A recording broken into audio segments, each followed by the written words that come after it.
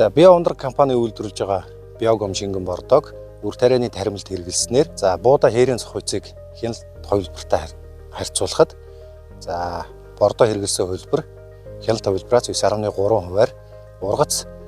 за 30-аас 50% хүртэл нэмэгдүүлж байсан судалгааны үр дүн одоо Дархуул аймгийн ургамал газар тариалангийн хүрээлэнгийн одоо судлаачдын хийсэн 4 жилийн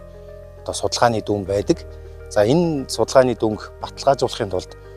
Сэлэн аймгийн Орхон туул сумын Чулуут хоёлох хувьцаат компани 200 талбай дээр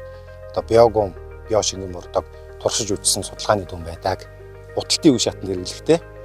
за буудаан буталтын ихэнх үеэс одоо гол хатгалтын дунд үе шат хүртэлх хооронд за талбай одоо хог ургамлыг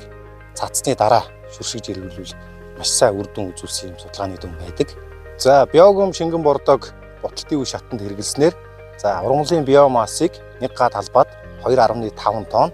за навчны талбайг 27.5 мянган м2 хүртэл нэмэгдүүлсэн одоо ийм судалгааны дүнгээр баталгаажсан.